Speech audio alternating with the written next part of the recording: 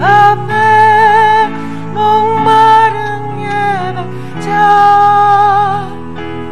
주음성 듣기를 원하네.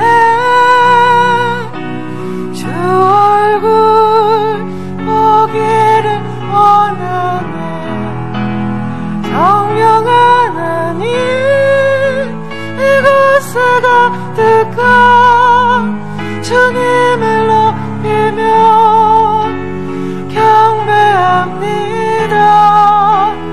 성령 하나님 이곳에 가득한 주님을 높이며 예배합니다.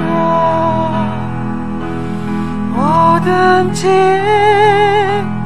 내려놓고 가는 주 앞에 목마른 예배자 주 음성 듣기를 원하네. 주 얼굴 보기를 원하네.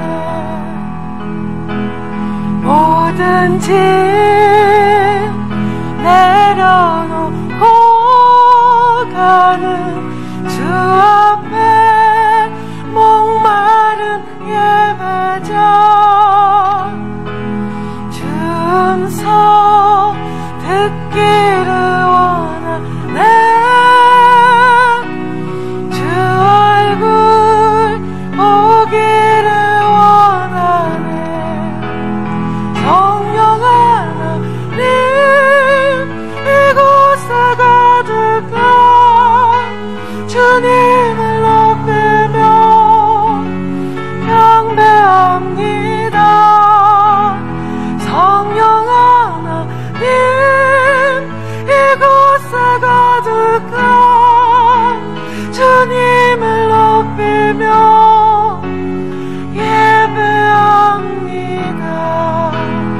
성령 하나님 이곳에 가득한 주님을 높이며 경배합니다. 성령 하나님 이곳에 가득한 주님을 높이며 예배합니다. 성령 하나님 이곳에 가득한 주님을 높이며 경배합니다. 성령 하나님 이곳에 가득한 주님을 높이며 예배합니다. 이 시간 그대로 우리 믿음의 눈을 뜨듯이 여러분의 내면에 성령으로 보게 하시는 것을 보는데, 저는 찬양하는 가운데 천사들의 운행하는 것을 보는 것뿐만이 아니라 여러분 앞에 주님이 우리 표현으로 다소곳이라고 하는 가장 예의를 갖춘 모습이면서도 또 정중한 모습으로 여러분의 앞에 서 계시는 주님의 모습을 봤어요. 이 시간 그대로 여러분이 마음의 눈을 열어서 여러분이 직접 본 건 아니지만 그러나 주님이 지금 성령으로 일하시는 것을 믿음으로 취해서 주님 내 앞에 계세요. 감사합니다. 주님 얼굴 보기를 원해요. 주님 마음 보기를 원해요. 여러분이 예언적으로 하나님이 주어지는 그 기름 부음을 사모하듯이 여러분의 생각, 감정, 의지를 그대로 시선으로 주님을 보시길 바랍니다. 그리고 그분에서 나오는 그 정중함, 가장 다소곳하게 전혀 높이지도 않으시고 칭찬과 영광과 존귀가 아닌 그냥 나를 사랑하는 그 사랑 자체로 보고 계시는 그 마음의 심령을 여러분이 반응하세요. 왜 날 이렇게 사랑하시는지.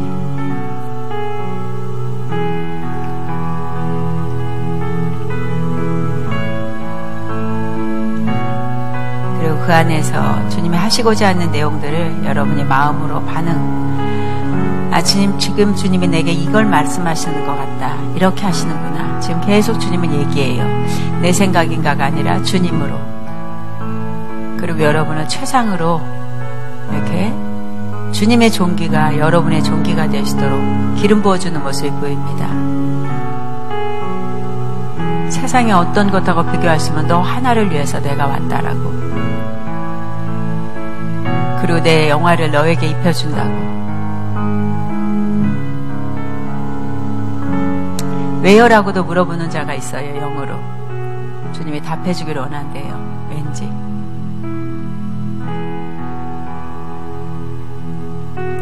그분이 여러분의 또 가슴을 만지는 분을 손길도 봅니다.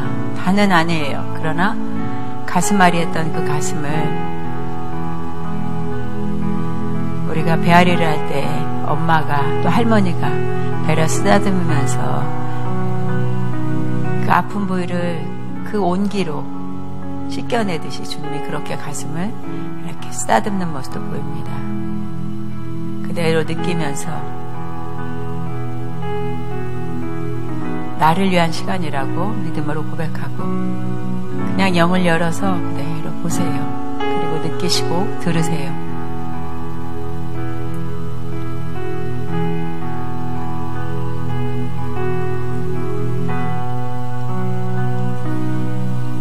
그리고 여러분이 하시고 싶은 내용의 말을 주님 앞에 또 하세요. 주님, 아버지 표현을 하는 자들, 나의 친구여라고 표현하고 싶어하는 자들도 있고, 주님은 나의 영원한 신랑입니다 표현하고 싶은 분도 있어요. 여러 가지 영적인 과정 중에 있지만 여러분이 요구하시는 것을 주님이 담아주시겠대요.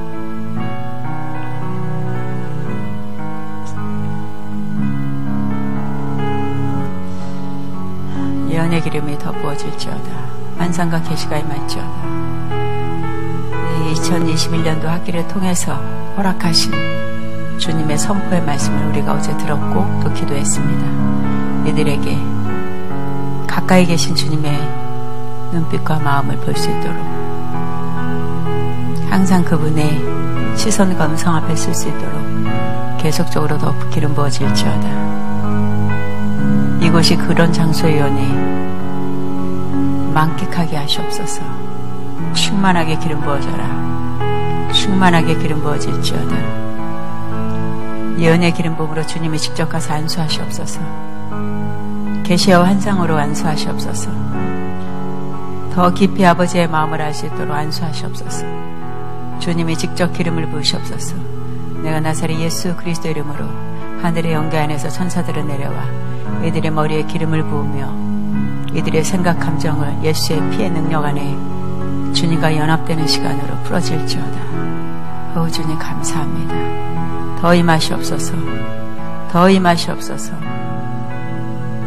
내 가슴이 뜨거워지는 그 은혜가 임하시도록 더 임하시옵소서. 충만의 충만으로 기름 부음의 충만으로. 네, 주님. 주님 감사합니다. 주님 감사합니다. 네, 여기 집중하여 주님의 시선 앞에 머물러 있습니다. 내 온몸의 피부 조직과 모든 기능들이 주님 앞에 맞닥뜨려 있습니다. 주님, 옛 구습의 것들 다 버리게 하시고 정말 낮아지고 낮아져서 주님을 닮아갈 수 있는 시간으로 기름으로 채우시옵소서. 이 시대를 향해 예언하기를 소원합니다. 주님의 마음을 선포하는 믿음의 자들 되기를 소원합니다. 기름으로 채우시옵소서. 채우시옵소서. 아버지의 사랑, 사랑, 감사합니다. 감사합니다. 감사합니다. 더 부으시옵소서. 더 가득 채우시옵소서. 더 충만하게 채우시옵소서. 외날리처럼 사랑하시는지요. 외날하시고 보시면서 감찰하시는지요. 주님, 영혼의 깊은 곳에 주의 손길이 닿을지어다. 우물물아 솟아나라 말씀하신 것처럼 이 시간 예언의 기름 부음으로 솟아날지어다.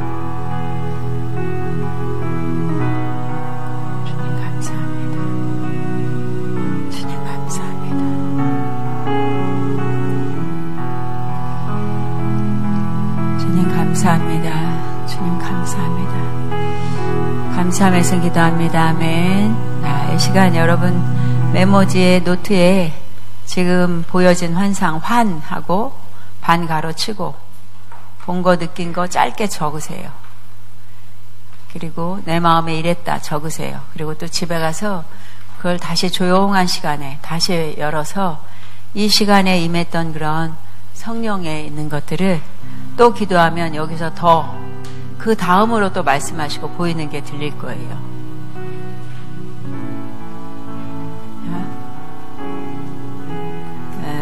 이렇게 적을 때는 자세히 적지 않아도 돼요. 짧게 환해서 이게 보였다.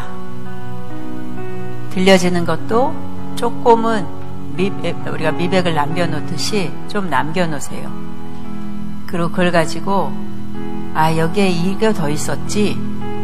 이제 가서는 우리가 공부를 할 때 나 이거 생각났네? 그러듯이 오늘 숙제예요. 밤에 가서 식구들 다 자는 시간에 조용한 시간에 다시 한번 이 기름 부음을 사모해서 그대로 이 노트를 열고 아버지의 오전에 했던 거 주님 찬양을 임재 찬양을 한두 곡 듣고 난 다음에 기도 많이 하지 않아도 돼요. 내가 예수의 피로 씻어야 된다 하지 않아도 되고 그냥 찬양으로 내 마음 드리고 그 다음에 이걸 열어서 이 오늘 봤던 거 오전에 지금 봤던 거 음성 들었던 거를 다시 기억해내면 돼요. 그러면 그때 성령께서 오셔서 또 말씀하실 거예요. 그럼 이제 그때 예언이 풀어지는 거예요. 여러분이 쑥 내가 먼저 들어가서 주님과 대화하고 그 다음에 그게 너무 마음에 뜨겁고 그러면 여러분이 꺼내고 싶은 얘기들을 꺼내시면 돼요. 아버지 그런데 저는 이렇게 해요. 우리 아이는 이것 때문에요. 그냥 자연스럽게. 그럼 그때 주님이 또 거기에 이제 말씀하세요. 우리가 기름 부음은 사용을 해야 돼요. 자, 꼭 하세요. 네. 저도 이번 강의도 그렇지만 어쨌든 여러분 안에 특별한 시간으로 야가페 신학이 우리 안에 좋은 것들이 참 많이 있어요. 우리 학장님이 다시 지향하고 있는 그 신부의 영성, 신부는 신랑을 알아야 되는 거예요. 저는 그 부분을 여러분을 위해서 도울 거고 또 학자님의 저번 주 수요 그 채플의 설교가 신부단장이라서 그런지 주님이 계속 여러분을 업그레이드해서 이번 강의는 이번 학기는 이곳에 예언과 환상이 더 풀어지고 선지자의 기름 부음이 풀어진다 그랬어요. 그러면 그 약속을 붙잡고 내가 막 은사를 받겠다는 게 아니에요. 어쨌든 하나님을 알아야 되잖아요. 주님을. 지금 막 폭풍우가 몰아쳐서 벼랑 끝에 있는데 그 벼랑 끝에서 만날 분이 하나님이서 내가 그 음성을 들으면 돼요. 환난은 있어도 그 음성이 들려주고 그분이 보이면 환난은 이겨낼 수 있어요. 은사가 있다고 그런 것들이 없는 게 아니라 예수 믿었다고 불행이 없어지는 게 아니잖아요. 그러니까 여러분 안에 이 오늘 내준 내용에 또 제가 어제도 오늘도 마침 강의 서로 이렇게 영적인 것을 나누는 이 시간에 여러분이 끌어당겨야 돼요. 그래서 빨아들이고 내가 영적으로 성숙되고 있구나를 경험하는 건 만나는 거예요. 그분을. 꼭 오늘 이 아침에 한 걸 안 보이네. 오전에는 했는데 왜 밤에는 안 되지? 아니에요. 돼요. 내가 심리적으로 부담을 갖고 있기 때문에 그래요. 쉽게 얘기하면 이렇게 이제 피아노다 그러면은 그러니까 잘하는 사람은 어느 것도 그냥 어렸을 때 잘 배우고 그런 사람은 그냥 쑥쑥 나와요. 근데 우리가 나이 들어서 배우면 어쨌든 그 시간이 좀 지나면 자신감이 없어요. 내가 이거 할 수 있을까? 자신감이 없는 걸로 사실 자신 없게 나오잖아요. 우리는 근데 그래서 여러분에 가서 난 이거 그게 아니라 주님이 주셨대잖아. 그리고 취해서 그 안에 또 들어가면 놀랍게 열려요.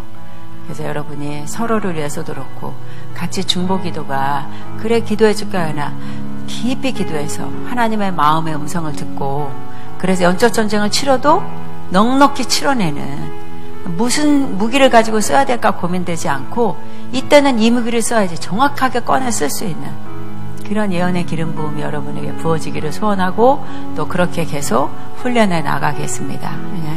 사모하면서 이 시간을 예수 아버지 이곳에 오면 내가 목욕합니다. 예언과 선지자의 기름 부음으로. 그래서 올 때 그런 사모함으로 오세요.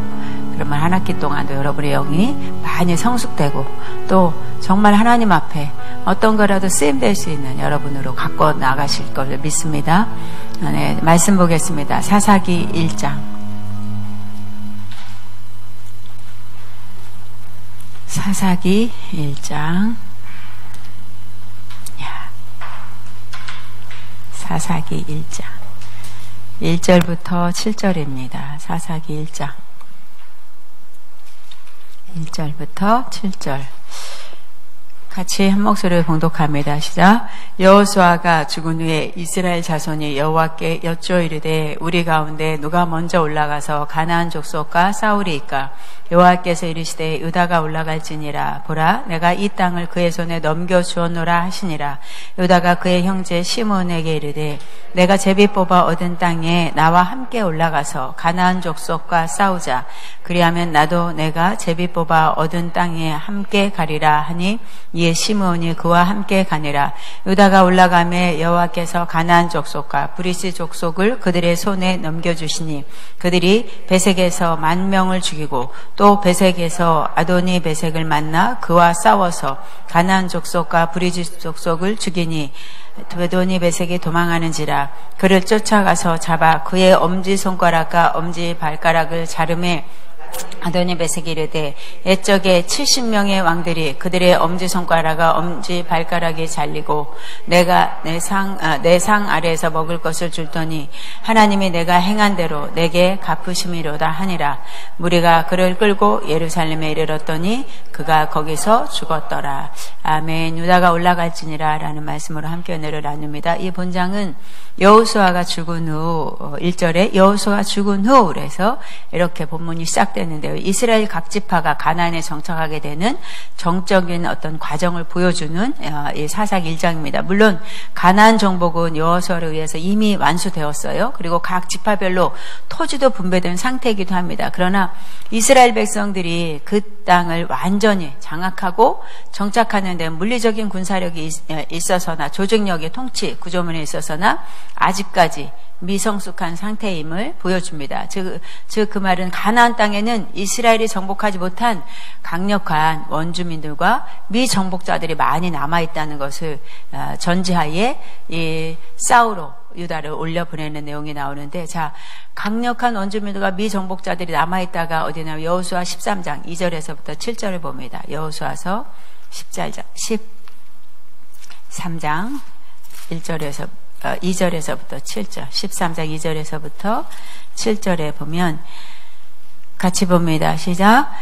이 남은 땅은 이러하니 블레셋 사람의 모든 지역과 구슬 족속의 모든 지역 곧 애굽 앞 사흘 시내에서부터 가나안 사람에게 속한 북쪽 에그론 경계까지와 블레셋 사람의 5 통치자들의 땅 곧 가사 족속과 아스 족속과 아스글론 족속과 가드 족속과 에그론 족속과 또 남쪽 아이 족속과 땅과 또 가나안 족속의 모든 땅과 시돈 사람에게 속한 무하라와 아모리 족속의 경계 아베까지와 또 그발 족속의 땅과 해 뜨는 곳의 은바논 곧 헤브론 산 아래 바알갓에서부터 하맛에 들어가는 곳까지와 또 레바논에서부터 미스르본 마임까지 산지의 모든 주민 곧 모든 시돈 사람의 땅이라. 내가 그들을 이스라엘 자손 앞에 쫓아내리니 너는 내가 명령한 대로 그 땅을 이스라엘에게 분배하게 하여 기업이 되게 하되 너는 이 땅을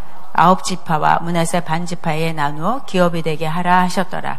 자, 지금 이 여호수아를 통해서 말하는 정복하지 못한 강력한 원주민들, 미정복자들이 남아있다는 거. 그래서 정복하도록 합니다. 때문에 이스라엘 백성들은 자신의 몸값으로 합당한 기업을 온전히 취하기 위해서는 바로 한시 앞에 가나안들을 추출해내고 그곳에 이스라엘을 통치체제를 구축하여야 했습니다. 왜냐하면 아직도 정복해야 된다. 그러나 하나님은 뭐랬냐면 이미 너희들이 그 땅을 내가 주었다라고 했어요. 밟지도 않았는데 줬다라고 먼저 모세를 통해서 여호수아에게 예언적으로 선포가 되어 있습니다. 그런데도 아직 많은 부분에 남아있다는 거예요. 본장은 제일 먼저. 그래서 유다지파와 시므온지파가 더불어 행한 정복 사업을 소개하고 있는 것이 바로 사사기의 1장의 내용입니다. 그러면 사사기라는 중심으로 이전 시대는 강력한 안건을 가진 지도자가 당연히 있었어요. 여호수아, 그다음에 그 앞에 모세. 근데 결국 여호수아, 모세는 보이는 지도자예요. 그런데 사실 이 보이는 지도자를 앞에는 세웠지만 사실상 그런 지도자의 유형이 필요 없는 유목 사회였어요. 그러니까 굳이 여호수아와 모세를 세웠던 지도자를 세웠을 때는 굳이 지도자가 필요치 않은 유목 사회였다는 거예요. 그리고 이제 정권이 필요한 시대는 한 곳에 정권이 필요한 걸 한 곳에 정착해서 가나안 땅에 입성한 것처럼 가나안 땅엔 정치, 경제, 문화 그 다음에 국방 모든 영역을 총괄해야 될 강력한 지도자가 필요한 사사시대 지도자가 필요했어요. 땅을 이제 분배받았고 지금 정복해 나가고 있고 그러면 이제 거기에 모든 것들이 통치권의 어떤 지도하에 명령하에 이루어져 있는 나라가 돼야 돼요. 근데 하나님께서는 사사시대는 하나님께서 정작 후계자를 준비하지 않았다는 거예요. 여호수아 다음에는 강력한 후계자를 준비하지 않았어요. 정말 필요할 때는 준비하지 않으셨어요. 그건 무슨 뜻일까라는 거예요. 하나님께서 그럼 당연히 내가 친히 통치하는 나라가 되기를 원한다는 거예요. 그러니까 가나안으로 내가 원하는 내 땅이라고 그랬어요. 그래서 우리 시편 80편에서도 보면 자, 포도나무 한 나무가 있는데 우리 저번 학기에 봤죠? 볼까요? 시편 80편. 시편 80편. 제가 읽혀놓은 80편이 맞나? 네, 맞아요. 80편. 8절에 보면 시편 80편 8절에 같이 봅니다. 시작. 주께서 한 포도나무를 애굽에서 가져다가 민족들을 쫓아내시고 그것을 심으셨나이다. 자, 주께서 한 포도나무를 애굽에서 우리 요한복음 15장이 뭐랬어요? 나는 포도나무 너희는 가지니. 그 포도나무가 어디에서 있었다고요? 애굽 땅에서. 다시 그 포도나무가 어디에 있었어요? 우리가 애굽에 있었어요. 애굽에. 그런데 한 포도나무가 애굽에 있는데 애굽에서 가져다가 민족들을 쫓아내시고 그것을 심으셨는데 어떻게 했냐? 14절에 봅니다. 같이 시작. 만군의 하나님이여 구하옵나니 돌아오소서. 하늘에서 굽어보시고 이 포도나무를 돌보소서. 자, 또 15절도 봅니다. 주의 오른손으로 심으신 줄기요 주를 위하여 힘있게 하신 가지니이다. 자, 그쵸? 포도나무 가지 비유예요. 그러니까 애굽에서 한 포도나무, 애굽이라는 건 뭔가 옛 구수, 그리고 주님 앞에 심판밖에는 남아있지 않는 나라예요. 그 한 나라, 우리 모든 저와 여러분에도 멸망과 심판밖에는 남아있지 않는 그런 나라, 그런 나무에 불과해서. 근데 그걸 심어다가 시냇가에 심은 나무처럼이라고 하면서 심겨놨어요. 어디? 하나님의 원하시는 내가 가라 명령하는 가나안 땅에. 그러고 난 다음에 누구냐면 거기에서 내가 지도자를 세울 게가 아니에요. 14절에 만군의 하나님이여 구하옵나니 돌아오소서라고 하는 거예요. 누가 와서 이 포도나무를 키워달라는 거예요? 자라게 하는 거. 하나님. 그러니까 가나안 땅으로 이들이 들어가서 내가 이미 너희들에게 밟지도 않았는데 이미 줬대요. 들어가지도 않았는데 이미 줬대요. 그러니까 내가 애굽에서 너희들을 건져냈잖아. 죽음. 그러니까 우리가 우리 어떤 것들을 고쳐서 쓰는 그런 하나님이 아니라 이미 우리는 어떤 사람이냐면 패망, 심판. 그래서 로마서 3장에 보면 로마서 로마서 3장에 어떤 말씀이냐면 기록된 바 의인은 하면 하나도 없으며 그러고 난 다음에는 그들의 목구멍은 열린 무덤이요 그 입에는 그러니까 거짓을 일삼는다라는 것, 속임을 일삼고 입술에는 독사와 독이 있고 끔찍한 말을 해요. 그리고 파멸과 희망이 없는, 그러니까 절대 파멸과 그다음 고생밖에 없는 그 길에 들어섰다는 거예요. 희망이 없다는 거예요. 그런데 한 의가 나타나서, 그랬더니 우리는 이미 파멸이에요. 평강의 길도 알지도 못한다고 로마서 3장은 말을 해요. 근데 그런 우리의 모습을, 그런 애굽에 있었던 우리의 모습들을, 옛 구습들, 심판밖에는 답이 없는 저와 여러분을 건져다가, 그러면 문설주의 임방에 출애굽하기 전에도 하나님께서 명령하는데 문설주 임방에 어린 양의 피를 발라라. 그러면 그것도 한번 묵상해 보면 피를 발라. 근데 조건이 없어요. 그냥 피만 바르래. 그 안에 들어있는 식구들의 죄가, 너희들의 네 아들의 죄가 뭐고 아비들의 죄가 뭐고를 하나도 말씀하지 않아요. 너희들의 식구 중에 지금 나에게 죄를 범했으니까 라고 그런 얘기가 없이 그냥 들었어? 믿었어? 그럼 발라. 그러면 죽음의 사자가 넘어가. 창자의 죽음이 없어져. 그러니까 얼마나 이게, 그러니까 이미 우리는 뭐예요? 그냥 죽은 걸로 치는 거예요. 죽었기 때문에 살리시는 거예요. 내가 이 부분은 남아있으니까 요거는 좋게 보시고 이거는 잘 살펴내셔서 나를 이만큼 믿음 안에 있게 한 게 아니고 저와 여러분 똑같이 그냥 0점 상태, 아무것도 없는 상태에서 다시 살리시는 하나님, 그 하나님을 바로 통치하시겠다는 거예요. 근데 정말 정작 필요한, 가나안에서 정말 지도자가 필요한 때는 세우지 않는 거예요. 왜요? 왕권을 없애고 친히 하나님의 왕이 되셔서 이 백성을 지도하시겠다는 거예요. 애굽에 있는 그 포도나무를 가나안에 당신이 옮겨 놓으시고 난 다음에는 그 다음에는 하나님이 와서 그러면 키우셔야지요. 오, 그렇지. 내가 주지. 내가 물 주고 양분 주고 키워내지. 그러니까 이 가나안에 이들을 향해서는 친히 사사시대에는 왕에 필요한 왕권의 시대에 하나님은 허용하지 않으신다는 거예요. 내가 통치해 줄게라는 거. 드디어 이제 오늘 보면은 본격적인, 그렇기 때문에 하나님의 통치 안에서 이제 본격적으로 전쟁이 시작되는데 누가 올라가면 좋겠습니까? 라고 물어요. 그러니까 하나님께서 유다가 올라가라 말합니다. 다시 사사기 1장에 보면 1장 여호수아가 죽은 후에 이스라엘 자손이 여호와께 여쭈어 이르되 우리 가운데 누가 먼저 올라가서 가나안 족속과 싸우리이까. 그래서 아직 남은 그 족속들과 싸워야 돼요. 그러니까 하나님께서 유다가 올라가는데 왜 하필 유다가 선봉에 서야 하냐는 거예요. 우리는 이미 알고 있지만 다시 한번 살펴보면 선봉에 선다는 건 사실은 굉장한 축복입니다. 그런데 하필 왜 유다여야 할까라는 거예요. 여기서 성경 전체적인 맥락에 굉장히 중요한 이유가 있는데 2절도 봅니다. 여호와께서 이르시되 유다가 올라갈지니라. 보라 내가 이 땅을 그의 손에 넘겨 주었노라 하시니라 말해요. 자, 누구와 싸우냐면 가나안 족속과 싸워요. 하나님께서 유다가 올라가라. 하나님께서 이 땅을 넘겨 주었다라고 해요. 하나님께서 두 가지를 말씀하셨어요. 첫째는 유다가 올라가라. 그리고 그 다음 결과를 설명했죠. 가나안 땅을 너희 손에 붙이겠다라는 거예요. 유다가 올라가고 그 다음에 내가 붙이겠다라는 거예요. 그런데 이 사사기 전체 구절을 보면 본투 기법을 씁니다. 그러니까 인클로지오라는 방법인데, 자, 앞에 이야기, 지금 이 사사기 1장과 그 다음에 맨 마지막의 이야기의 패턴이 같아요. 그 부분을 우리 확인해 봅니다. 사사기 20장 18절. 사사기 20장 18절 보면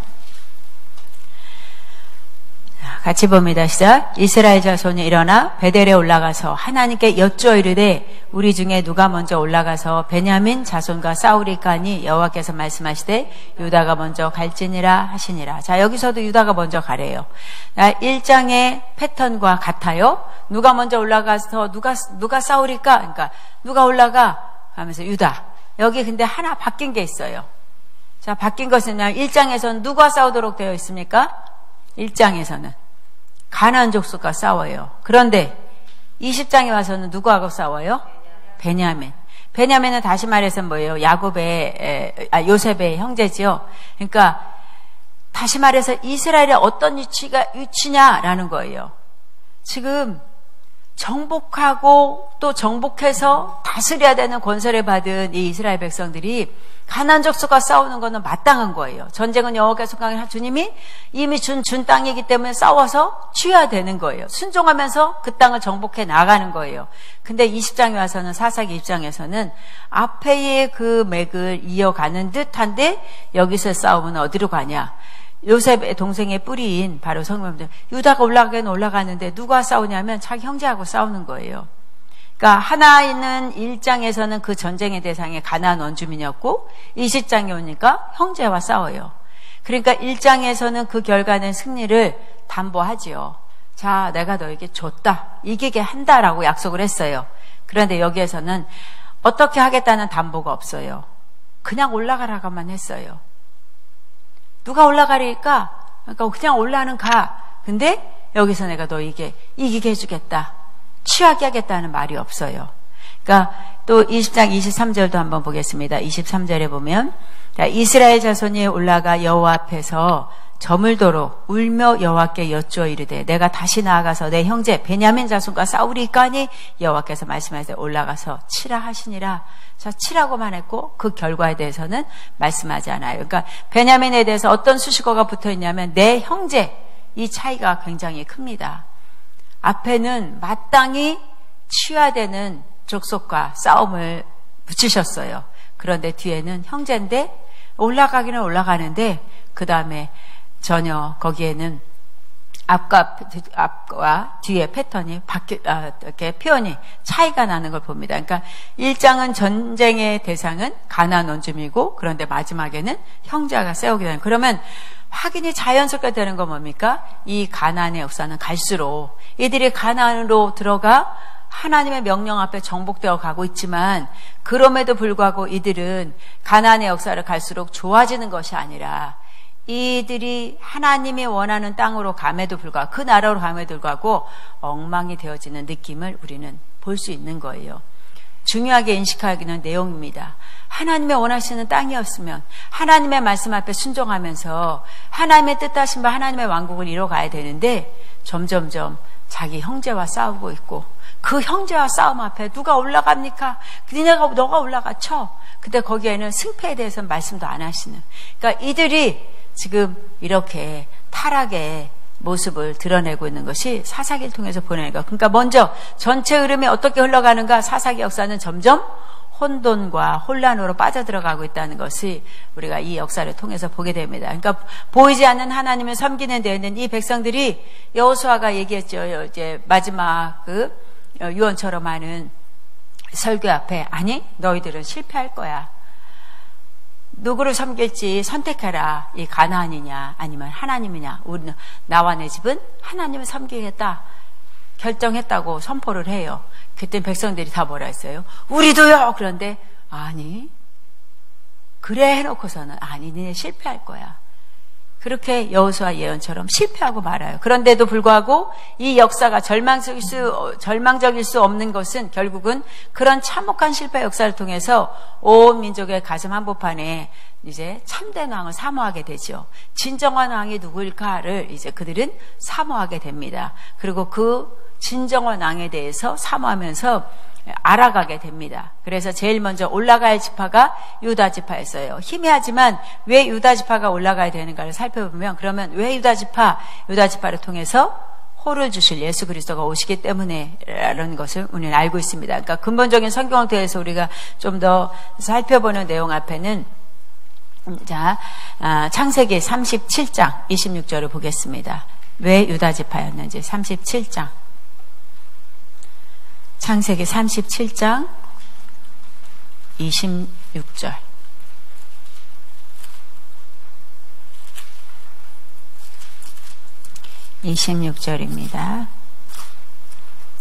같이 봅니다. 시작. 유다가 자기 형제에게 이르되 우리가 우리 동생을 죽이고 그의 피를 덮어둔들 무엇이 유익할까? 자, 여기서 보면 형제의 죽음에 막닥뜨려진 어떤 상황극에 이 유다는 앞서 얘기하는 거예요.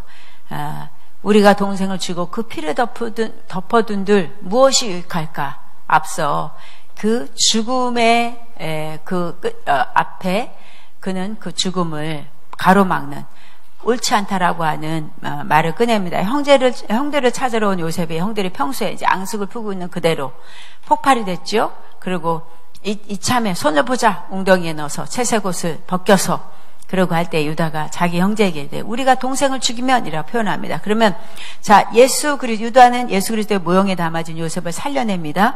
그런데 여기서 처음 한 것이 뭐냐면 그 동생을 살리는 그 역할극에 그가 처음 한 것은 44장 27절입니다. 44장 27절. 동생을 살려내고 그 다음에 죽이자 하는데도 그런들 뭐 하겠냐라는 거예요. 피를 본들. 그 다음에 27절에 주의 종 우리 아버지가 우리에게 이르되 너희도 알거냐 내 아내가 내게 두 아들을 낳았으니 자, 그 다음에 하나는 내게서 나갔으므로 내가 말하기를 틀림없이 찢겨 죽였다고 내가 지금까지 그를 보지 못하거나 너희가 이 아이도 내게서 데려가려 하니 만일 죄가 그 몸에 미치면 나의 한 머리를 슬퍼하며 수월로 내려가게 하리라 하니 자, 이 말씀 앞에 뭐냐 이것은 무슨 뜻이냐면 유다가 사실상 베냐민을 살리기 위해서 자기 자녀를 담보로 담지요. 요셉은 그러면 그 동생을 내게 맡겨있더니 안 됩니다. 데리고 와라. 안 됩니다. 우리 아버지에게는 정말 사랑하는 아내가 있었는데 그 두 아들 그래서 사실은 이 유다 말하는 거는 우리 아버지가 사랑하는 그 아내를 통해서 얻은 두 아들 그러니까 사실은 유다 아내는 뭐예요? 우리는 상처받은 자들 아버지의 특별한 총애를 받고 사랑을 받는 그 두 동생들을 마음에 두고 있었던 어떤 내용이 돼요. 그럼에도 불구하고 우리 아버지는 바로 그 베냐민의 한 위에 사랑하는 요셉을 잃어버리고 난 다음에 베냐민마저라고 하면 안 되겠다 해서 내 자식을 자녀로 담보로 삼겠다는 건 사실은 자녀를 담보로 줬지만 거기에 누가 들어가 있냐면 유다가 죽음을 담보로 잡히는 거예요.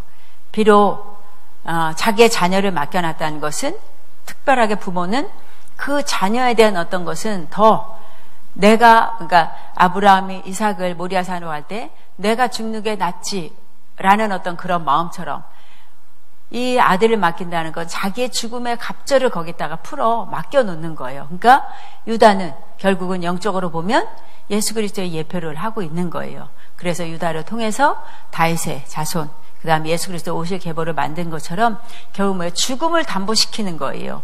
그것도 눈에도 넣기 아까운 자기 아들을 자기보다 더 귀중한 목숨을 그 앞에 내놓고 그 다음에 내가 이렇게 하겠다고 하는 맹세를 하는 것. 그래서 이 유다를 통해서 오시는 예수 그리스도 유다 지파 결국은 그의 끊임없는 현재 중에서도 한 예수 그리스도 계보를 이어갈 인물로서 덮어주고 보호해주고 챙겨주고 막아주는 역할을 했다는 것을 보게 되면 그러니까 대신 고통해주는 역할을 했다는 거예요. 유다의 독특한 캐릭터입니다.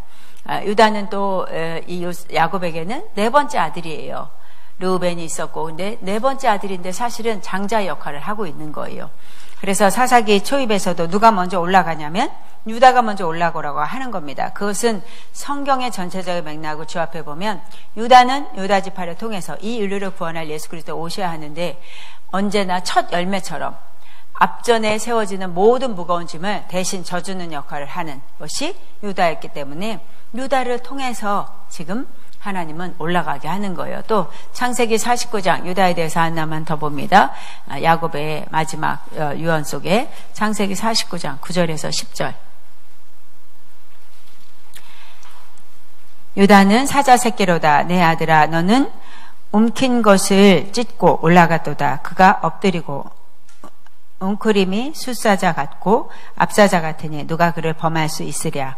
규가 유다를 떠나지 아니하며 통치자의 지팡이가 그 발 사이에서 떠나지 아니하기를 실로가 오시기까지 이르리니 그에게 모든 백성이 복종하리로다 말합니다. 자, 여기에 실로가 오시기까지 그리스도가 오시기까지죠. 그러니까 유다 지파를 통해서 예수 그리스도가 오셔야 하고 유다는 항상 그 예수 그리스도의 계보가 위기를 만날 때마다 담보해주고 책임져주고 막아냈던 역할을 가지고 있기 때문에 이 전쟁의 첫 앞에 서는 자는 유다 지파가 된다는 거예요. 그래서 유다가 올라갑니다. 오늘 본문을 다시 한번 또 사사기로 봅니다. 하나님께서 분명히 유다가 올라가라 했는데, 자, 유다가 올라가라 그랬어요. 그런데 3절에 봅니다. 3절에 유다가 그의 형제 시므온에게 이르되 내가 제비 뽑아 얻은 땅에 나와 함께 올라가서 가나안 족속과 싸우자. 그리하면 나도 내가 제비 뽑아 얻은 땅에 함께 가리라 하니 이에 시므온이 그와 함께 가니라. 자, 이거는 하나님의 명령입니까? 유다의 소리입니까? 유다의 소리예요. 그러니까 하나님께서 분명히 유다가 올라가라 했어요. 여기엔 조금 이상 분명히 하나님 누가 올라가요? 그러니까 유다라고 했지만 유다만 올라가야 된다는 거예요. 그럼 유다가 아니라 유다가 올라가라 그러면 사실은 유다만 올라가야 된다. 유다 지파만. 그런데 거기에 첨가를 하죠. 슬쩍 시므온을 끼워 넣어요. 아무래도 하나보다는 둘이 함께 가는 것이 든든한 느낌이 들었겠죠. 그런데 하나님의 명확한 명령은 같이 올라가라고 했냐면 아니라는 거예요. 유다만 올라가는 거예요. 유다가 올라가라면 유다만인 거예요. 그래서 늘 우리의 인간의 마음에 떨쳐지지 못하는 것이 무엇인가 하면 세력의 유혹입니다. 저 사람이면, 이 무리면, 계속 우리가 지금 보도되는 이렇게 정치였던 걸 봐도 세력 싸움으로 정말 볼 때 어쨌든 여러 가지 우리 어지럽게 만드는 소리들이 있죠. 결국은 세상은 끊임없는 세력인 거예요. 누구와 함께 손을 잡냐, 누구와 함께 하냐는 것을 보여주는 것의 감각에 너무 그게 매력적이고 그것이 유혹이 돼서 혼돈스럽게 만드는 거. 하나님의 뜻은 한 번도 세력에 의해서 치우쳐진 적이 없다는 겁니다. 늘 하나님의 약속과 언약에 근거해서 판세가 뒤집혀지고 달라지고 했지 사람에 만들어 놓은 어떤 규모나 세력에 의해서 하나님의 계획이 변경되거나 달라지는 것은 전혀 없습니다. 유다는 그런 역할을 맡음에도 불구하고 여전히 연약해요. 어쨌든 하나님 안에서 네가 보호자였고 담보로 그다음에 어떤 죽음의 모든 것들을 네가 지불해 나가면서 그럼에도 불구하고 우리의 속성들, 그래서 출애굽기 17장은 아말렉과 대대로 여호와께 싸워주시라. 그러니까 아말렉은 옛 우리의 구습이잖아요. 옛 우리의 사고예요. 근데 싸워 이겼는데도, 전쟁 이겼는데도 대대로 싸워줄게라는 거예요. 한 번 가지고 안 되는 거고, 전쟁에 큰 승리를 했다고 해서 우리가 어떤 회개기도나 뭐 했다 해서 그걸로 완전히 정결해지는 게 아니라 끊임없이 또 올라오는 게 죄성이라는 거. 근데 이 유다도 역시 그 눈에 보여지는 세력 앞에 또 무너지고 있는 모습을 보게 됩니다. 그러니까 결국 유다는 그 역할을 온전히 하나님의 뜻 앞에 그러나 유다를 올라가라 하면서 유다만이라고 표현이 된 이 모습 앞에 그러면 너만 올라가면 좀 약하니까 전쟁이 어떻게 될지 모르겠게 퀘스천을 놓은 게 아니에요. 이미 이 말씀 앞에는 뭐냐, 유다가 올라가라 하면서 뭐냐면 그의 손에 넘겨주었노라 했어요. 넘겨주었노라는데 넘겨주었노라는 못 보는 거예요. 우리의 숫자 가지고 안 되는데, 저 스메온 레이지파 이런 사람은 칼을 쓰기를 잘하는데, 아주 그러니까 금송아지를 만들고 난 다음에 레이지파, 시므온 지파, 그러니까 싸우길 잘해요. 피비린내 나는 사력들을 잘했어요. 그러니까 보여지는 건 그건 거예요. 잘 싸울 것 같아. 쟤네는 저력이 있어. 그걸 찾는 거예요. 근데 주님은 아니, 약한데 강함이라고 하는데, 그래도 너 약해? 그러면 내가 싸워주는 걸로 그냥 믿어 해야 되는데 믿어지면 안 되는 거예요. 믿음이 없는 거예요.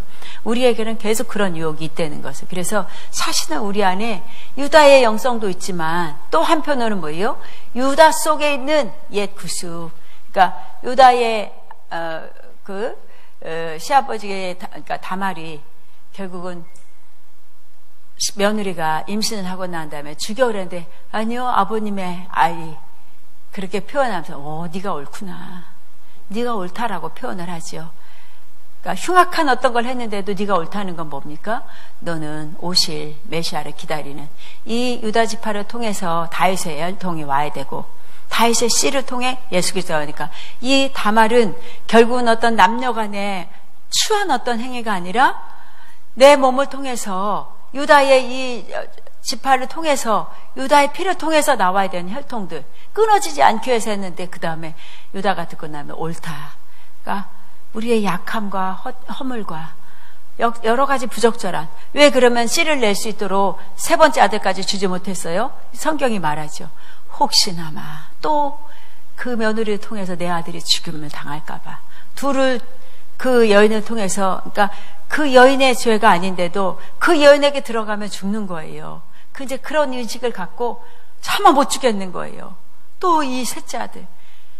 그러니까 하나님의 뜻이면 죽어도 살겠고 살아도 죽겠고, 그 신앙이 부적절한 것을, 그러니까 우리는 완전치 못하는 것. 그래서 똑같다는 거예요.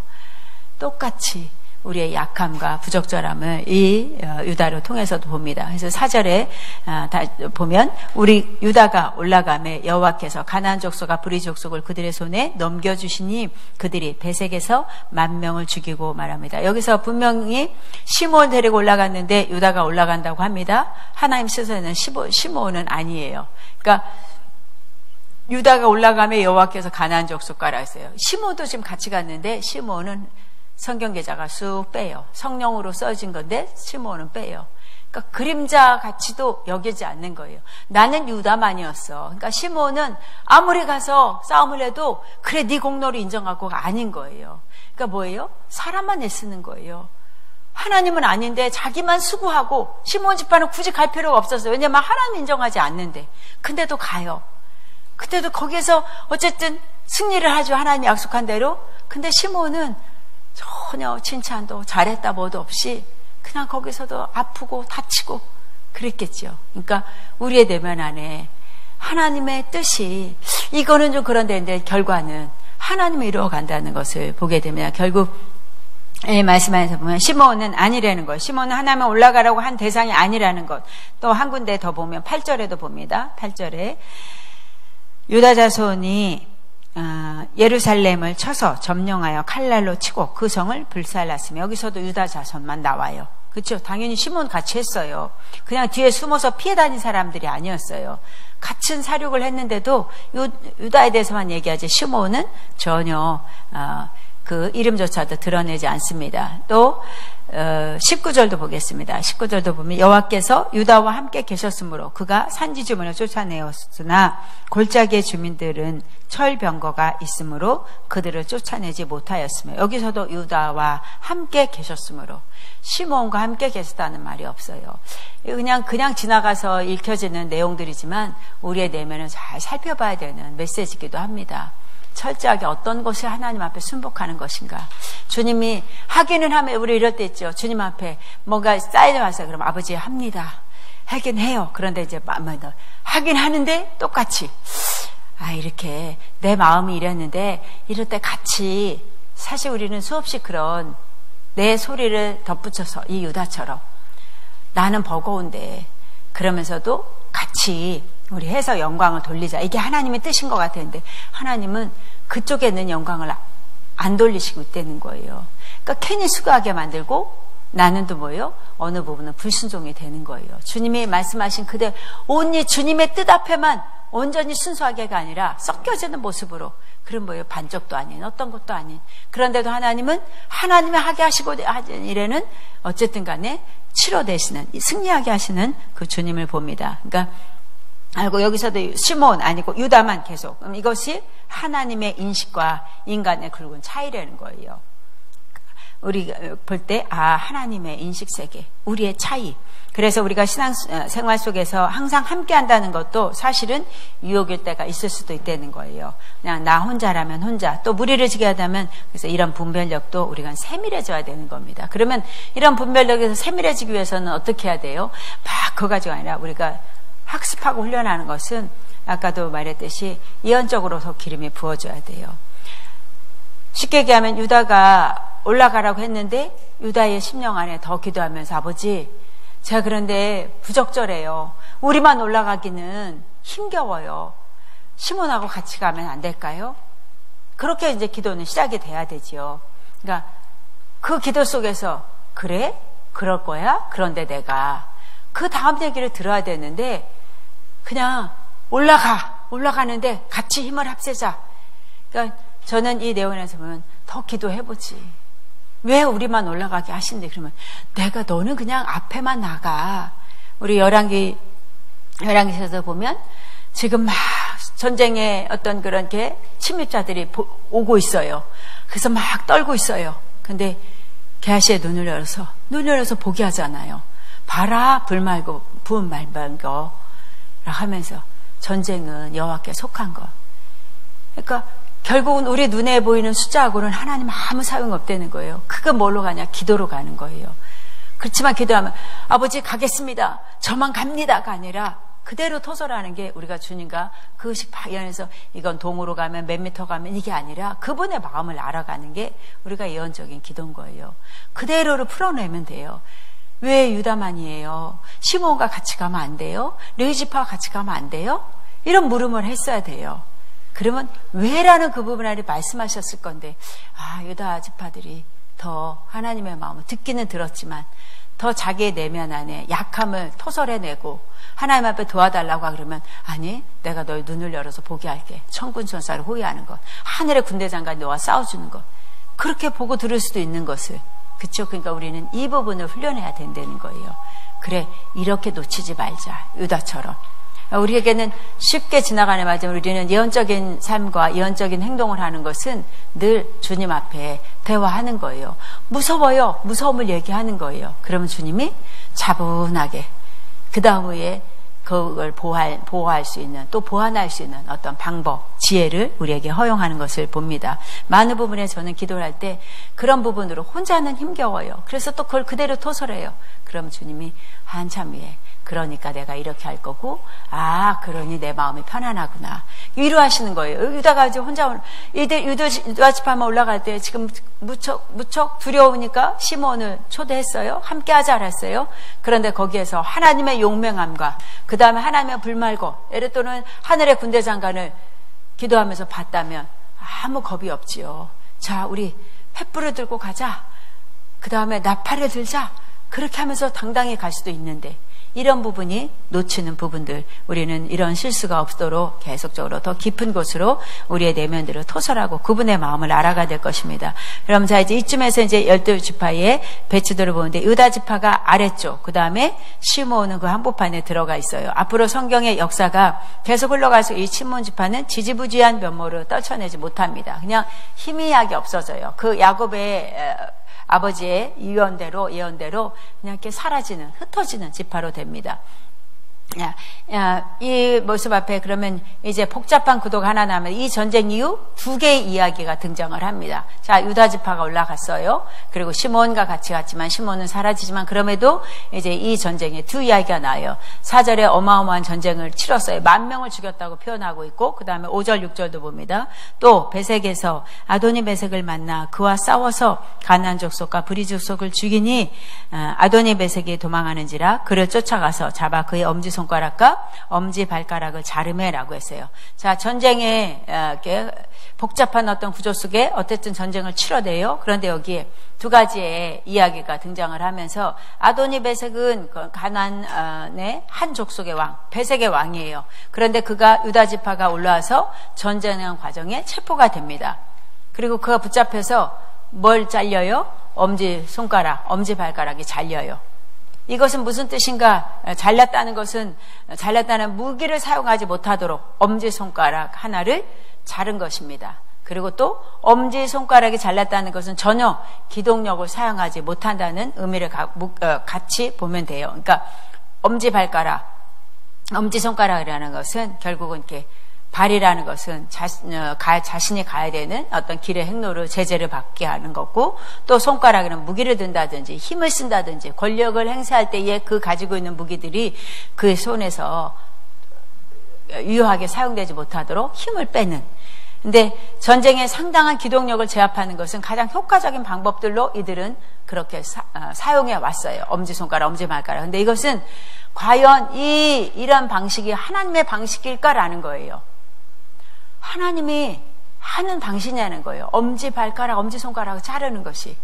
유다 지파는 가서 가나안의 한 족속의 왕, 베색의 왕, 그 왕을 붙잡고 체포하고 난 다음에 툭툭 잘라냈어요. 근데 이거는 하나님의 방법이 아니에요. 가나안의 전쟁 방식인데 누가 사용하고 있냐? 유다 지파가 사용하고 있는 거예요. 절대 하나님의 방법이 아니에요. 엘리야도 역시 어느 산에 그래서 850명, 850대 1로 자, 어느 신이 살아있는 능력의 신인가? 그래서 불을 내리소서. 그것도 누구의 방법이에요? 가나안의 방법이에요. 하나님이 그렇게 해라 한 게 아니에요. 근데 들어주셨어요. 그냥 그렇게 하는 거예요. 하나님 이제 여기에 그러면 그래 고랑을 파. 방법은 누가 만들었어요? 엘리야가 만들었어요. 그 땅에 살다 보니 그 땅에 있는 문화와 그 땅에 있는 어떤 그런 그 신들의 우상들의 그 행위들을 보고 그대로 학습해서 한 거예요. 그때도 하나님은 그 안에 역사해 주시긴 했지만, 그러니까 그렇게 우리도 갈 때가 있다는 거예요. 하나님 이렇게 근데 이거는 아닌데도 그래도 하나님은 하나님의 백성 앞에 서서 하나님의 그 부적절하지만 거기에서 뜻을 이뤄가시고 또 당신은 거기서 영광을 취하시는 거. 근데 지금 이 유다지파의 행위도 역시 자신 하나님의 방법이 아닌 가나안의 전쟁 방식으로 사용하고 있다는 거. 유다지파가 지금 사용하고 있어요. 어느새 가나안 땅에 들어와서 전쟁의 방식도 가나안화 되어 있고 가나안의 방식을 흉내내고 있는 거예요. 물로 씻어 말씀으로, 그 다음에 계속 어린 양의 보혈의 피로, 피의 옷을 입고 늘 내가 그리스도와 함께 죽었으니 늘 우리 스스로를 낮추고 낮춰내지 않으면 이런 문화와 학습들이 너무 혼란스럽게 만드는. 저도 우리 이제 식구들 안에서의 이 이제 코로나 때문에 어쨌든 막 여러 가지 식구들의 소리들, 뭐 지금 뭘 어떻게 하고 이제 또 저는 사역을 하고 뭐 하니까 우리 식구들에게는 제가 약간 부적절해요. 그러나 또 하나님이 하시는 걸 지금까지는 또 보면 저 사람은 하나님, 저희 남편을 당신은 참 하나님을 사랑하시는 것 같아. 그런데도 그들의 언어와 습관들은 지금 코로나, 하다못해 우리 이제 손녀가 어린이집을 가야 되는데도 코로나 때문에 가만히 있다가 듣다가는 그놈의 코로나가 뭔데 도대체 왜 그러는 거야. 그리고 며칠 전에 소리를 확 질렀어요. 코로나가 무서워, 하나님이 무서워. 하나님의 눈앞에 불꽃같이 지키시는 게 두렵고 떨리는 마음이 아니면 저 세상에 코로나야. 제발 당신 좀 그러지 좀 말어. 왜 코로나 때문에 뭐도 못하고 다 우린 시기가 있는데, 때가 있는데 이러니까 안 되고 저러니까 안 되고 막 그렇게 해서 저희 남편, 우리 또 아들 꼼짝달싹 못하게 안 했어요. 화가 나서 그냥 얘 누가 왕이니? 엄마는 그렇게 말하시고 제발 좀 정신을 차려. 이미 코로나도 하나님의 주권 안에 있어. 나는 걸리면 안 된다고 얘가 걸리면 다 해서 내가 회사에서 그러면 아니 왜 걸린다는 생각을 해. 그러면 예수 믿는 사람은 아무도 안 걸려야 되는데 왜 걸려 엄마? 하나님의 방법에 내가 답은 몰라. 그러나 그럼에도 불구하고 움직이는 거야. 우리는 그걸 밟고 일어나는 거야. 어쩔 때는 말이 통하다 안 통하다 속이 답답할 때가 있어요. 뭐가 우선순위인지 모르면서 그럼 기도해. 저는 그 말이죠. 그러면 맨날 엄마 하는 소린 그렇게 한다. 제가 계속 진행하고 좀 일찍 마칠 겁니다. 그러니까 우리 안에 어떤 것이 중요한가가 우리 안에 참 숙제거리인 거예요. 지금 이 안에서도 그들은 전쟁을 취해서 싸워라. 그래서 싸움으로 나갔어요. 그래서 당연히 그 가장 왕이라는 건 뭐예요? 그 전체를 잡은 것과 같은 거예요. 포섭을 했어요. 체포를 했어요. 그러고 난 다음에 하는 제스처와 모션은 똑같이 가나안 땅에 있는 풍속 그대로, 전쟁의 방식 그대로를 사용하는 거예요. 그들이 사용했던 것을 흉내내고 있는 거예요. 이것은 하나님의 백성들에게 전쟁을 할 때 명령하는 것이 절대 아니라는 겁니다. 바로 여기서 우리는 한 가지 주목해야 되는 적용점이 분명히 있습니다. 그것이 무엇인가? 예수 그리스도인들이 이 세상에서 분쟁이 일어나고 전쟁을 할 때가 있어요. 당연히 있어요. 그리스도인들이 이 세상에서의 분쟁, 그 다음에 일어나고 전쟁. 그럴 때마다 하나님은 하나님의 방식을 잃어버리면 안 된다는 거예요. 우리는 하나님의 방식을 잃어버리면 안 돼요. 하나님의 방식이 있어. 하나님의 방법이 있다는 것을 꼭 염두에 둬야 되고, 그래서 쉽지 않다는 거. 당연해요. 어떤 것이 하나님의 방법일까? 어떤 것이 하나님의 하시고자 하는 뜻일까? 분별하기는 어려워요. 그럼에도 불구하고 속으로 올라오는 것이 많은데도 거기서 걸러내는 거예요. 그것이 우리의 싸움인 거예요. 휘말리지 않도록 하는 거. 이스라엘의 유다를 대표로 그 방식을 지금 이 유다 지파는 이스라엘의 대표예요. 그럼 그 방식에, 가나안의 방식에 휘말려져 가고 있어요. 이것은 하나님의 방식이 아닌데 엄지발가락, 엄지손가락을 끊음으로써 이미 이 전쟁은 가나안식 전쟁이 됩니다. 자, 또 7절을 보겠습니다. 아도니베섹이 이르되 옛적에 70명의 왕들이 그들의 엄지손가락과 엄지발가락에 잘리고 내 상 아래에서 먹을 것을 줍더니 하나님이 내가 행한 대로 내게 갚으심이로다 하니라. 무리가 그를 끌고 예루살렘에 이르렀더니 그가 거기서 죽었더라 말합니다. 자, 무슨 진짜 아도니베섹의 왕이 자기의 화려했던 과거를 지금 회상하는 거예요. 그러니까 이것은 가나안 땅에서 자기의 유세가 얼마나 대단했던가를 회상하는 식으로 설명하는 겁니다. 내가 과거에는 어떤 사람이었는가 하면서 내가 그때 엄지발가락, 엄지손가락을 끊어놨는데 그것이 전부 가나안 방식인데 이거예요. 가나안 방식으로 자기는 했는데 지금 이들을 통해서 하나님의 백성들을 통해서 자기가 받고 있는 건 뭐냐면 똑같이 가나안 방식으로 자기가 형벌을 받고 있구나 이런 표현을 하는 거예요. 자, 여기에서 우리는 이 아도니베섹에게 보여줘야 되는 유다의 지파들의 모습은 뭐냐, 니네는 좀 다르다. 다름을 보여야 되는데 똑같다는 거예요. 아도니베섹 볼 때는 내가 그랬는데 그대로 내가 대물림을 받네. 쉽게 하면 내가 한 대로 받네. 그러면 아도니베섹에게 남아있는 하나님은 어떤 하나님이라는 거예요. 그렇죠? 제가 앞부분에 우리 가정을 서면 똑같이 되는 거예요. 그러면 벌벌 세상에 어떤 거예요? 그러면 세상은 앞으로 더 나아질 거냐? 또 다른 걸로 우리를 억압할 텐데 그때마다 무서워 언제 싸울 거예요? 언제 나가서 하나님은 어떤 분이라 우리가 당당하니 표현해낼 수 있고 하나님이 날 지켜주시네 언제 입을 열어 간증할 수 있겠어요? 지금 이 아도니베섹 안에 하나님은 자기들의 신하고 똑같은 하나님 밖에는 반응할 수밖에 없는 그런 상태로 이 유다 지파가 행동하고 있는 거예요. 우린 예수 믿는 사람이에요. 저 사람은 뭔가 이런 방식으로 선택하는 건 우리하고는 좀 다르네? 싸울 수 있어요. 그래도 달라야 된다는 거예요. 뭘 위해서 우리가 싸워줘야 되나? 이 부분을 생각해야 된다는 겁니다. 결국은 하나님에 대한 아도니베섹 인식은 여기에 들어가면 하나님은 잘 알고 있는 것일까? 이 아도니베섹 모르는 거예요.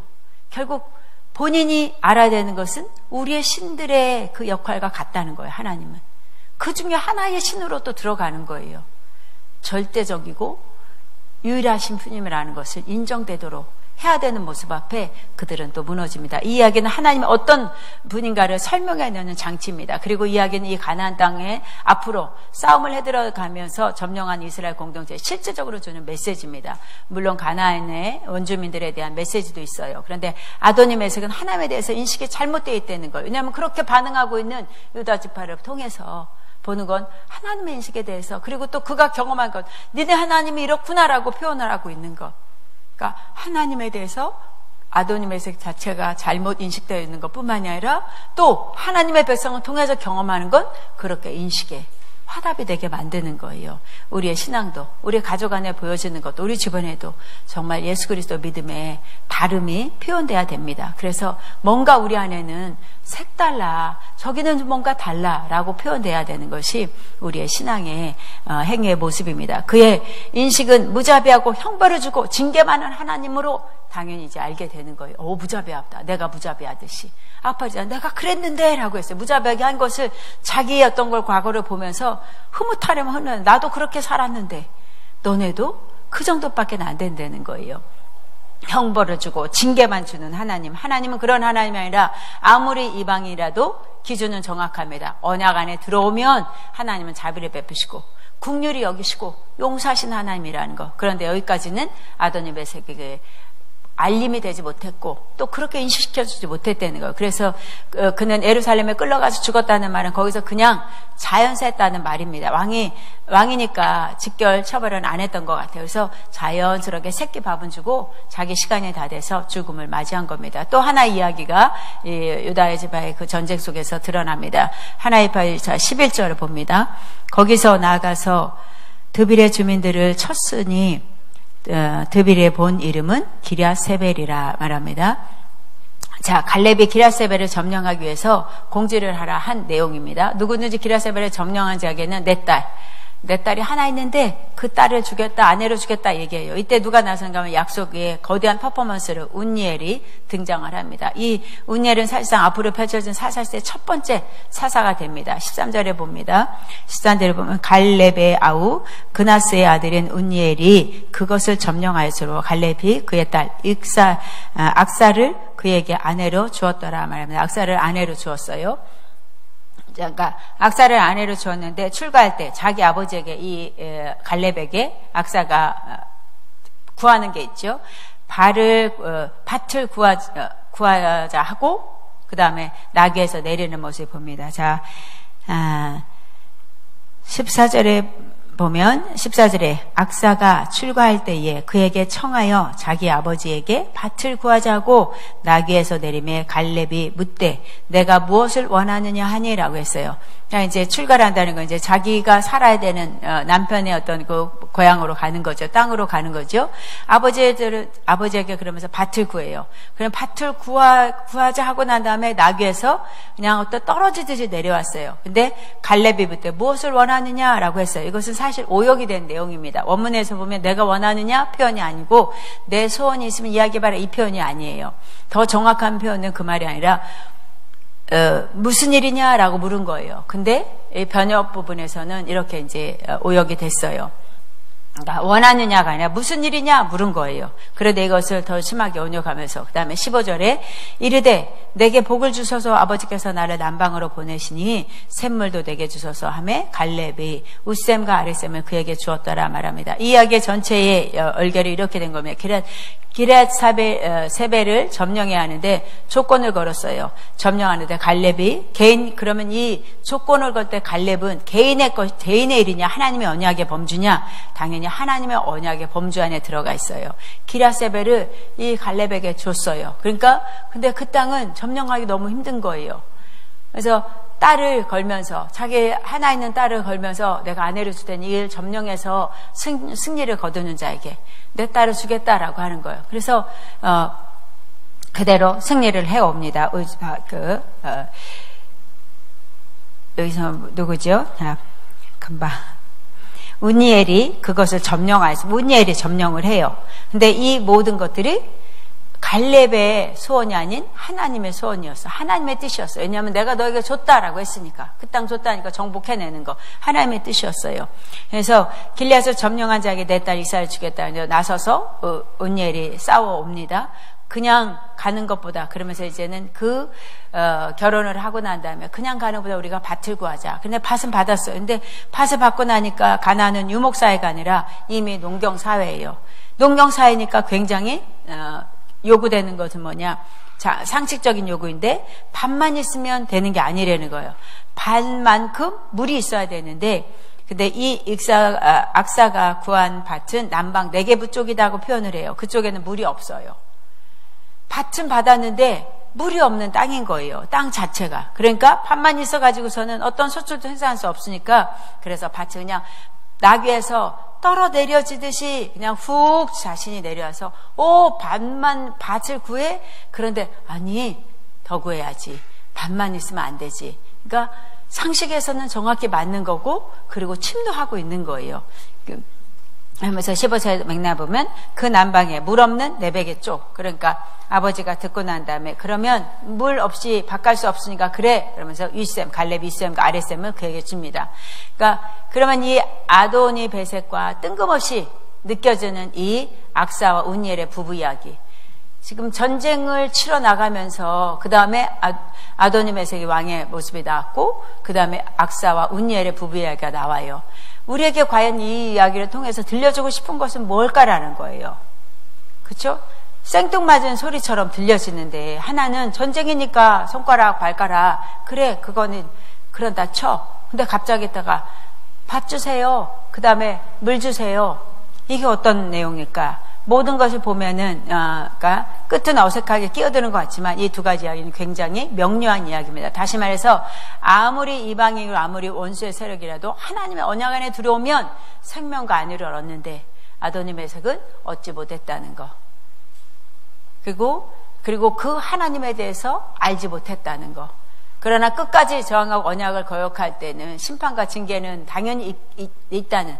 그러니까 끝까지 아도니베섹은 그 언약, 하나님의 언약 안에 들어오지 못했어요. 이방이지만 하나님의 뜻 앞에 그가 무릎 꿇었으면 구원은 얻었을 텐데, 그거 한 부분하고, 그 다음에 인류의 모든 역사, 사실은 윤리 도덕이 아닌 결국은 구원 안에 들어오느냐 안 들어오느냐, 여전히 그리스도의 초대를 거부하고 있는, 결국 그 싸움을 지금 이 악사의 부부와 그 다음에 아도니베섹을 데리고 두 가지를 비교하면서 구하는, 한쪽은 구해요. 물을 구한다는 건 뭡니까? 생명의 근원을 구하는 거예요. 밥만 있으면 어떻게? 물, 생명의 근원. 그냥 나귀에서 밀려 흘러 내려오듯이 구하고 있는. 그래서 구한 대로 취해요. 근데 한쪽은 나도 그랬는데 니네 신도 그렇고 나의 신도, 그냥 그대로 하나님의 언약 앞에 들어오지 못하는, 하나님을 잘못 인식하고 있는 그 아도니베섹. 또 유다의 모습 속에서도 드러난 것이 정확하게 더 하나님에 대해서 인식되지 못한 어떤 상황이라도 그런 부분에 두 이야기를 통해서 결국 가나안의 모든 이야기가 이렇게 되고 있다는 거예요. 다시 한번 정리를 하자면 점점 그 언약을 저버리는 행위가 뒤처지고 있는, 가나안의 전쟁에 무슨 전쟁으로 마감하냐면 현재의 전쟁으로 마감을 하는 모습을 보면서 이스라엘 역사, 이제 이후에 왕정시대에 들어가면서 여기에도 어떤 단어도 나타나지 않는, 샬롬이라는 단어가 전혀 나타나지 않아요. 근데 그 샬롬이 언제 등장을 하냐, 우리 어제도 오전에 악자님을 통해서 봤지만 우리 사무엘상 7장 봅니다. 사무엘하. 자, 샬롬이 언제 일어나냐? 사무엘하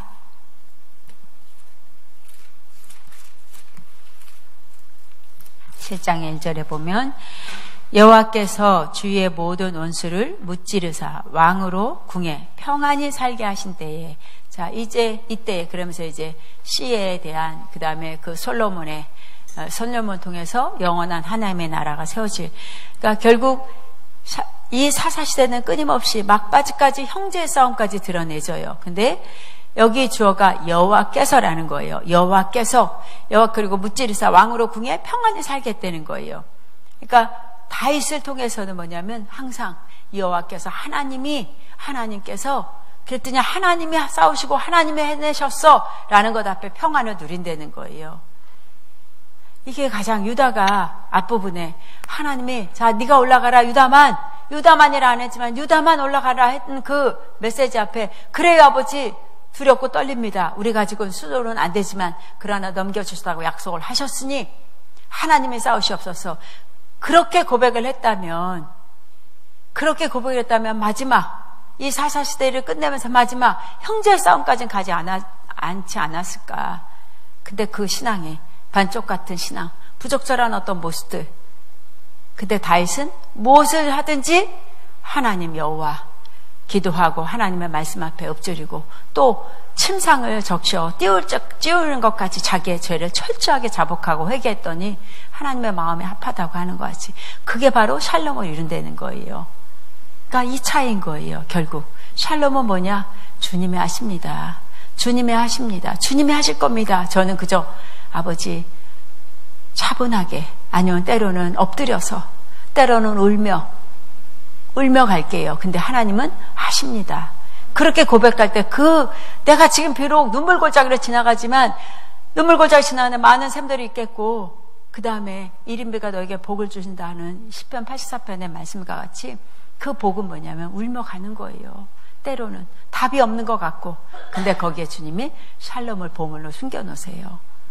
보화를 숨겨놓으신 것, 이것이 바로 차이점이라는 거예요. 결국 다윗이라는 인물을 통해서 누가 오실 것이냐? 평강의 왕 중의 왕, 샬롬 왕 예수 그리스도가 오실 것을 암시하고 있는 겁니다.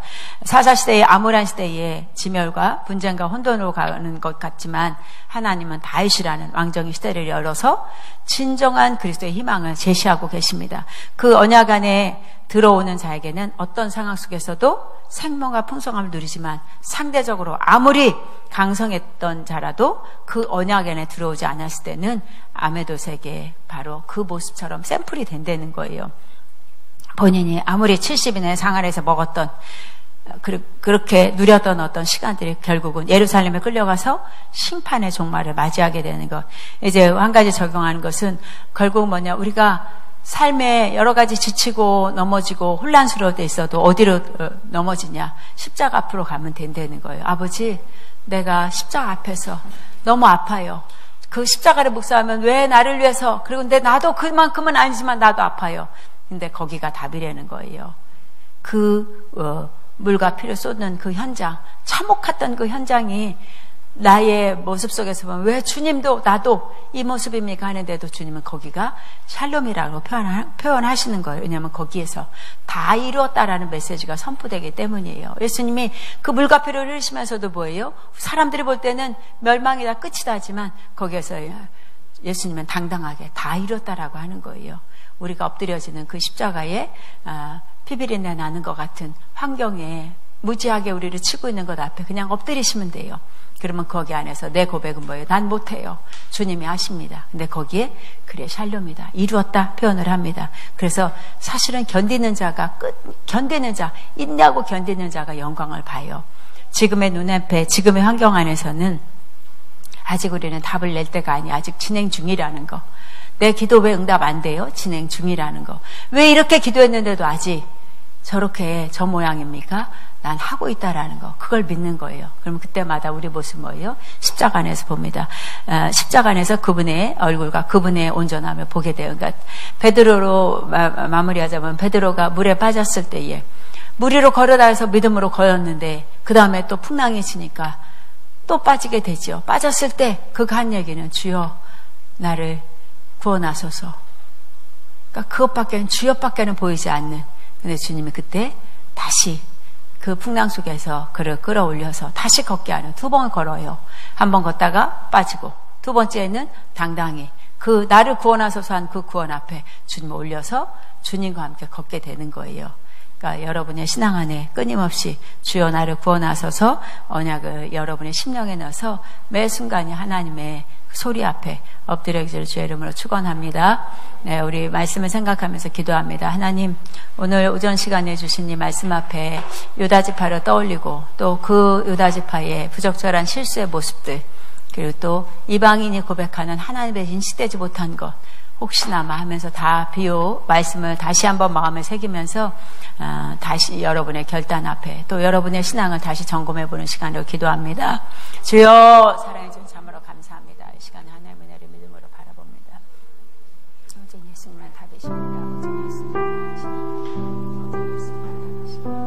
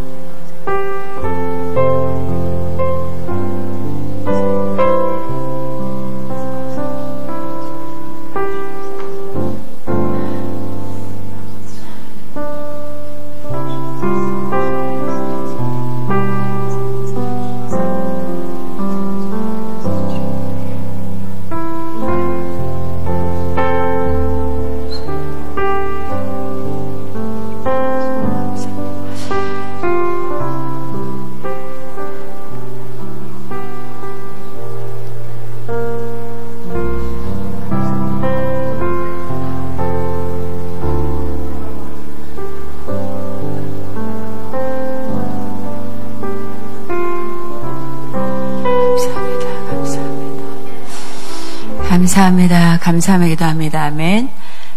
우리 점심 먹기 전까지 좀 시간이 남았는데요. 의자님 닮았습니다. 우리 한번 서로 이렇게 활성화 기도하는 시간을 갖습니다. 세 사람씩. 세 사람씩. 네.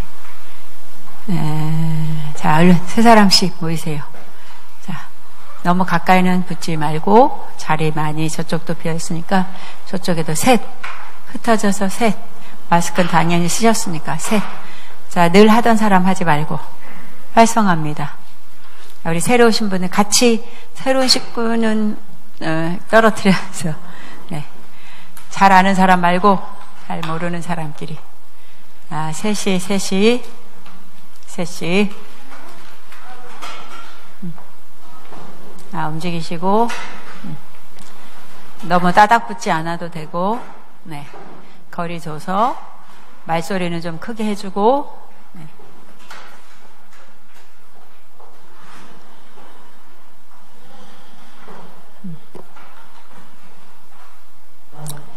네, 좋은 시간입니다. 우리 새로 오신 분들은 아니면 뭐 할까? 네, 자 예언적 활성화예요. 자, 됐지요? 세 분씩. 네. 우리 이 시간 먼저 기도합니다. 아버지, 저에게 거저 주신 은혜인데 이 은혜를 잘 흘려보낼 수 있도록 예언의 기름 부음으로 또 눈이 열려져서 하나님의 마음을 볼 수 있는 영으로 기름 부으시옵소서. 기도합니다. 주여 사랑해 주셔서 감사합니다.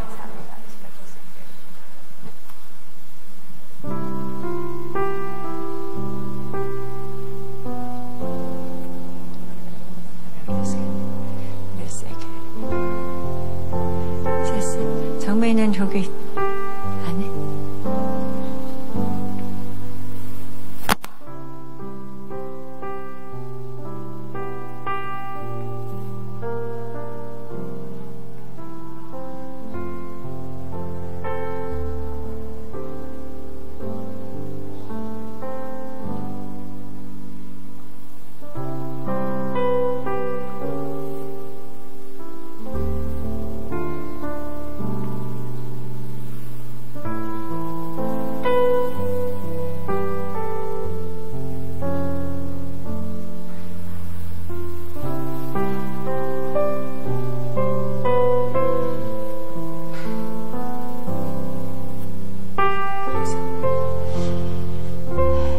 감사합니다. 예수님 기도합니다. 아멘.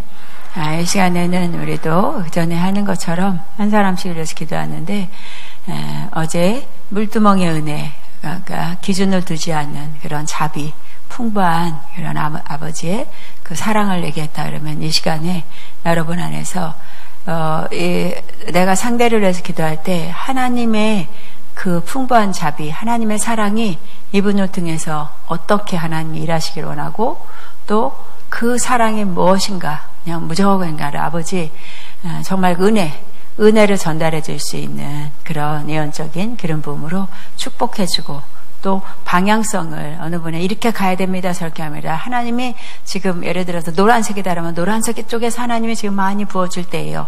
이런 어떤 제안을 영적으로 더 예민하게 반응하면서 교도해주는 시간 되길 바랍니다. 우리 여기 혼자 있어서 저기 가죠. 자, 먼저 누구를 위해서 기도할까? 먼저 날 위해서 기도해 주세요. 자, 정하셔서 기도합니다. 기도해요. 주님 감사합니다.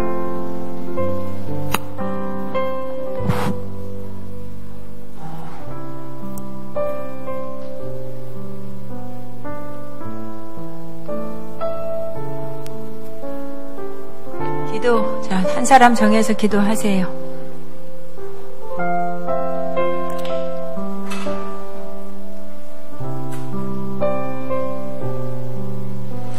자, 기도 제목은 묻지 않고 합니다.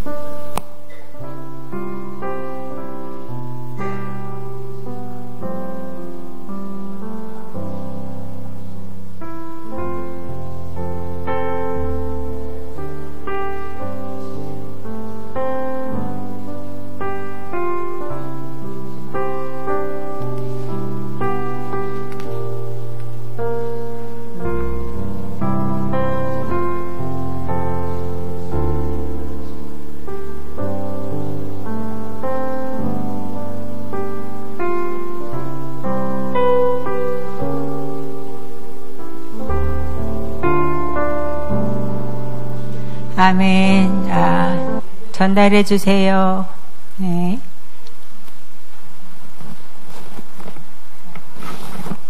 본 한 상이 있거나 하면 내가 설명하지 말고 그냥 그대로 이렇게 느꼈습니다. 이런 마음의 감동을 받았습니다. 전달해 주세요. 기도해 준 사람에게.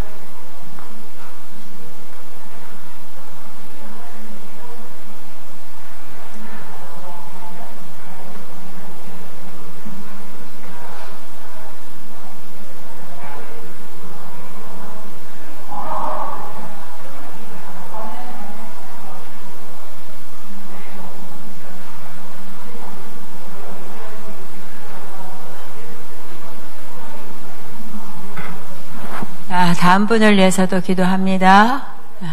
또 정하셔서 기도하세요. 먼저 아버지 말씀하시옵소서.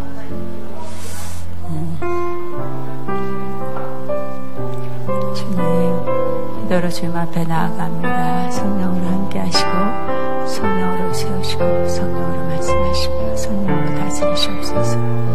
오직 예수 이름으로, 오직 예수 이름으로 주여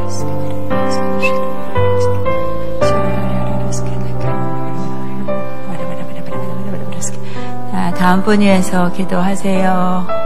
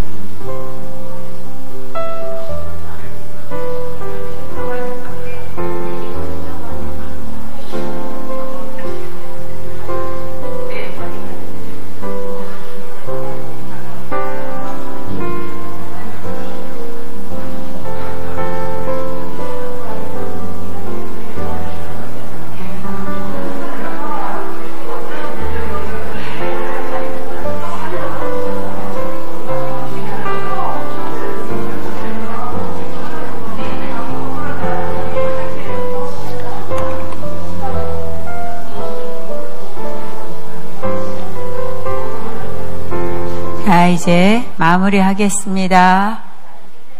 네, 마무리하겠습니다. 서로 안에 유익이 되었습니까? 네, 네. 여러분이 갈수록 더 풍성해져야 되는 걸 느껴집니까? 본인도? 예언적으로 더 기름 부어지는 걸 느껴져요? 네, 활성화할 때 많이 더 기름 부어지지만 또 내가 하나님을 이만큼 아는구나 라는 것에 또 더 힘을 얻기도 합니다. 여러분의 말씀 안에서 또 영적으로 계속 더 탁월해지는 것은 주님 앞에 주님이 원하시는 것을 잘 감지하고 실수하지 않는 영적으로 바르게 성장되기를 주 여러분 축복합니다. 제가 기도로 마칩니다. 좋으신 사랑의 하나님 참으로 감사합니다. 주님의 은혜입니다. 어떤 상황이라도 하나님이 하시는 건 옳고 또 그 옳음을 쫓아갈 수 있도록 구별하여 주시니 감사하고 이 시간에도 어린아이와 같이 아버지 이 학교라는 그 가르침이 있는 곳에 우리를 보내셔서 나이하고 상관없이 더 깊이 하나님을 헐떡거리며 사모할 수 있는 은혜를 주시고 또 그 은혜 속에서 주님을 흘려보내시고자 하는 그 목적을 우리가 잘 이루어갈 수 있도록 오늘도 교육하시고 또 채찍하시고 결단하게 하신 은혜 참으로 감사하고 또 활성화를 통해서 사랑하는 지체들에 통해 기도받은 그 내용들이 마음에 뜨거워지게 하시고 또 보하나에서 하나님 앞에 아버지 그렇습니다 예로 대답하는 계속적으로 예언의 기름 부음이 풀어지도록 도와주시옵소서. 우리 아가페 아름답게 성장하여서 정말 주님이 마지막 때에 원하시는 한 사람 예배자 되게 하실 것을 믿고 거룩한 산자의 그 살아있는 생명력 있는 그 생명이 많은 영혼을 낳고 낳는 일에 쓰임되게 하여 주시옵소서. 하나님 함께 하심에 감사하며 예수님 이름으로 기도합니다. 아멘. 주님께 영광 올립니다. 아멘. 저도